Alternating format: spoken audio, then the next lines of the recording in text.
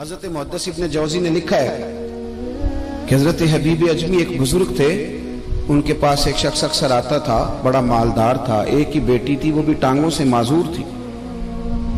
تو آپ اکثر اس کو کہتے ہیں کہ تو توبہ کر، اللہ کی بارگاہ میں رجوع کر۔ ایک وقت ایسا آتا ہے کہ پھر انسان کا جب کوئی اپنا نہیں رہتا پھر اسے مصلی یاد آتا ہے، لیکن اگر مصلی کی عادت بچپن سے پڑ جائے نا تو پھر ذرا آسان ہوتا ہے اللہ سے دل لگانا۔ وہ اکثر آپ اس کو کہتے ہیں کہ ٹھیک ہو جائے کہ تو بیٹی ہے، وہ بھی بیچاری معذور ہے، تو کہاں دولت لے جائے گی۔ آج کرتا ہوں، ہم تاریخیں دیتے رہتے ہیں نا اللہ تعالیٰ کو معاذ اللہ کہ رمضان سے میں نے نیک ہو جانا ہے، عمرہ کر کے آؤں گا تو پھر میں پکا نمازی ہوں۔ خدا کے بندو، کس نے تجھے بتایا کہ رمضان تک تو زندہ رہے گا؟ کس نے خبر کی کہ عمرہ کرنے تک تو بچے گا؟ حضرت حبیب اجمی اس کو کہتے تو کہتا بڑی جلدی ٹھیک ہو جاؤں گا۔ ایک دن سویرے سویرے توبہ کرنے آ گیا۔ آپ نے فرمایا کیا ہوا؟ تو کہنے لگا حضرت جی کل ایک 15 سال کا نوجوان ملا ہے اور مجھے توبہ کرا گیا۔ مزہ ہی اس عمر میں اللہ اللہ کرنے کا، نبی کریم سے محبت بھی کرنی ہو تو یہی عمر ہے۔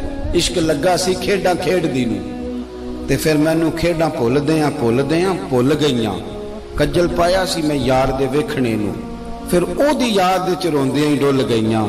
حیدر شاہ اس گلی کدے نہ رول دی پر ہن تے رول گئیاں۔ جن لوگوں نے ابو جہل کو قتل کیا تھا ان کی عمر بھی 15 سال تھی۔ ہم تو بڑے ہی نہیں نہ ہوتے ساری زندگی، نہ ہمیں کو بڑا ہونے دیتا ہے، ہم بڑے ہی نہیں ہوتے، یہی تو عمر ہے کچھ کر گزرنے کی۔ 15 سال کا نوجوان توبہ کرا گیا تو حضرت حبیب اجمی کہنے لگے وہ کیسے؟ کہنے لگا حضرت جی میں کل منڈی گیا تھا، مجھے کچھ سامان خریدنا تھا، تو بغداد کے بازار سے میں نے مچھلی خرید لی 10 کلو، باقی بھی سامان تب خود لے جا نہیں سکتا تھا۔ تو مزدور آپ کو پتہ ہے بیچارے آج بھی سڑکوں پہ بیٹھے ہیں، تو مزدور بیٹھے تھے تو ان میں ایک نوجوان 14-15 سال کا، چہرے پہ بڑی روشنی۔ میں نے اس کو کہا بیٹے مزدوری کرو گے؟ کہنے لگا حضور مزدوری بھی کرتا ہوں، پڑھائی بھی کرتا ہوں، اور جو اللہ کو منظور ہو اس کی عبادت بھی کرتا ہوں۔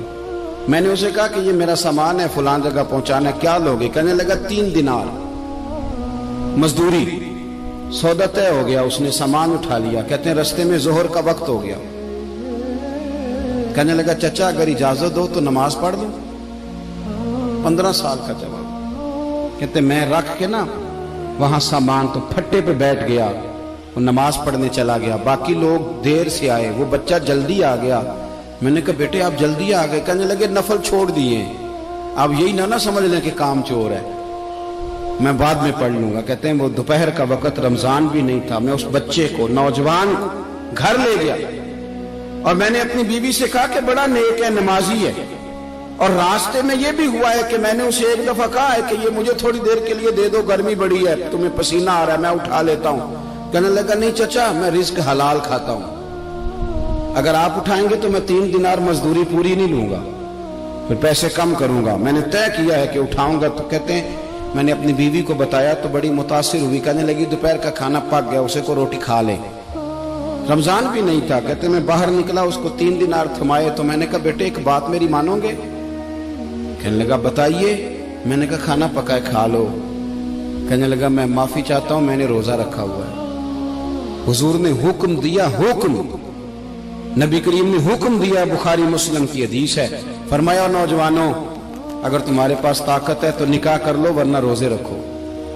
حکم دیا، یا نکاح اور یا روزے، یہ سرکار کا حکم ہے۔ بھائی نفلی روزہ نفس کی قوتوں کو کچلتا ہے، انسان میں نورانیت اور روحانیت لاتا ہے۔ کہتے وہ کہنے لگا میں نے روزہ رکھا ہے، میں اور متاثر ہو گیا۔ میں نے کہا اب کیا کرو گے؟ کہیں اور جانا ہے؟ کہنے لگا نہیں، میں جس دن 3 دینار کما لیتا ہوں پھر میں مزید لالچ نہیں کرتا، باقی وقت یا قرآن مجید پڑھتا رہتا ہوں یا نبی پاک پہ درود شریف پڑھتا رہتا ہوں۔ آپ بتائیں تو میں نے کہا کہ افطار میرے ساتھ کر لو۔ کہتے ہیں میں اسے مسجد چھوڑ آیا اور خود میں لوٹ آیا، افطار کے بعد میں اسے لایا، کھانا کھلایا، عشاء پڑھی، اس کا گھر دور تھا، میں نے ڈرائنگ روم کھول دیا، بیٹھک کھول دی، وہیں وہ سو گیا۔ میری 20 سال کی معذور بچی کبھی چل نہیں سکتی تھی، کوئی طبیب کوئی حکیم میں نے چھوڑا نہیں تھا اس کو دکھایا نہ ہو، ایک ہی بیٹی وہ بھی معذور پیدائشی۔ اس کے کمرے میں گئے، میاں بیوی اسے کھانا کھلا اور بتایا بیٹے ایک نوجوان ہے، بڑا نیک ہے، ہمارے گھر میں آج بڑا پرہیزگار۔ پتہ ہے حضور نے کیا فرمایا؟ نبی کریم فرماتے ہیں جب نوجوان اٹھ کے تہجد پڑھتا ہے نا، نوجوان تو اللہ فرشتوں کے سامنے اس نوجوان پر فخر فرماتا ہے. اللہ فخر کرتا ہے کہ عمر دیکھو اور دیکھو یہ میری بارگاہ. اللہ فخر کرتا ہے, اللہ یعنی خدا خود میرے مجلس بود, اللہ فخر کرتا ہے. اب سوچے تو ہم نے اپنی بیٹی کو بتایا کہ نوجوان اور بڑا نیک ہے,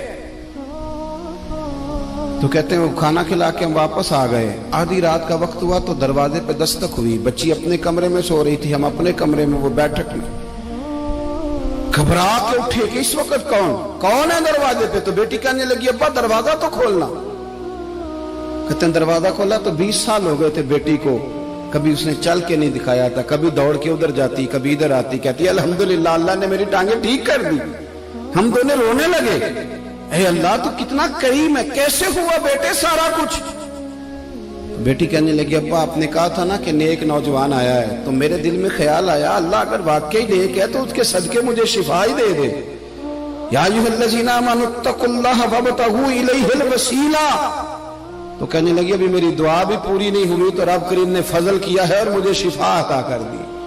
کہتے ہم دوڑ کے اس کے کمرے میں گئے اور جب ہم نے ہاتھ رکھا تو دروازہ پہلے سے کھلا تھا, ایک خط چھوڑ گیا تھا.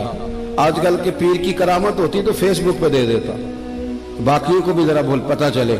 کہتے ہیں وہ خط چھوڑ گیا اپنے بستر پہ کہ اگر تم لوگوں کو مجھ سے محبت ہو گئی ہے تو میرے پیچھے نہ دوڑنا, اس رب کی بارگاہ میں جھکنا جس رب نے میرے اوپر بھی فضل فرمایا ہے اور آپ پر بھی کرم فرمایا. میرے نوجوان دوستو, یہ جو بچپنا ہمیں لوگ کہتے ہیں نا ابھی بچے ہو, ابھی جب آپ بالغ ہو گئے تو نماز فرض ہو گئی, سچ بولنا ضروری ہو گیا, رزق حلال کھانا ضروری ہو گیا, شریعت ساری کی ساری لاگو ہو. ایک تو درگزر سے کام لیں, دوسرا اپنی زندگی کے اندر خواہشات کو چھوڑیں. سادہ کھانا تو ویسے انسان کو تندرست رکھتا ہے. یہ جو چکر ہم نے ڈالا ہوا ہے نا مرضیاں کرنے کا, اب موٹر سائیکل بالکل اچھی بھلی ہوتی ہے پر سفارش یہ ہے کہ ماڈل پرانا ہو گیا ہے, تو یہ تو کمزور لوگوں کی علامت.